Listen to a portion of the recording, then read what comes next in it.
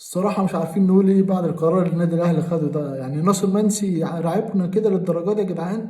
ناصر صيته مسمع.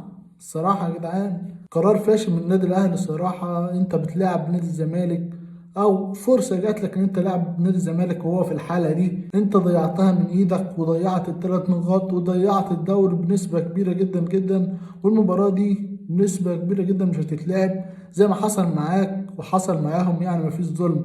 يعني لو اتعادت المباراة دي تبقى ظلم والاتحاد كله اتشال فيها. يعني حصل للزمالك قبل كده انسحب واتخصم منه ثلاث نقاط وعادي ولعب وكملوا. انما انت هتيجي عشان انت اسمك النادي الاهلي او ليك صيت في الدولة ان انت عايز تأجل مباراة بمزاجك وتلغيها وتتسحب ومش عايز يتخصم منك نقاط.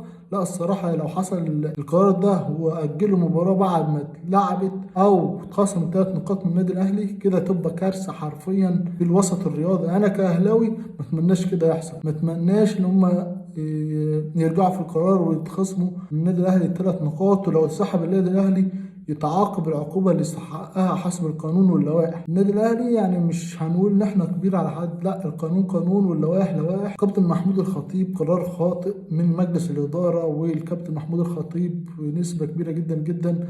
قرار هنتحمل تكلفته جامد جدا الفترة القادمة. ولو طلع قرار كمان انسحاب الدوري دي كارثة بحد ذاتها. ان انت مش هتلعب الدوري، يعني مش هتلعب دوري ابطال اوروبا، يعني مش هتشارك في كاس العالم للانديه. كل حاجات من دي مش هتحصل بسبب القرار الخاطئ اللي انتوا خدتوه. الصراحة يا جدعان انا كهلاوي اتمنى القرار ده يتنفذ والثلاث نقاط يتخصموا من النادي الاهلي ويروح لنادي الزمالك، والمنافسة كده تكون صعبة على النادي الاهلي، خصوصا ان بيراميدز منافس صعب جدا. ويمكن المباراة القادمة هتكون مع بيراميدز. يعني كده الدوري بنسبة كبيرة جدا جدا هيروح من النادي الاهلي بسبب غباء اداري فادح.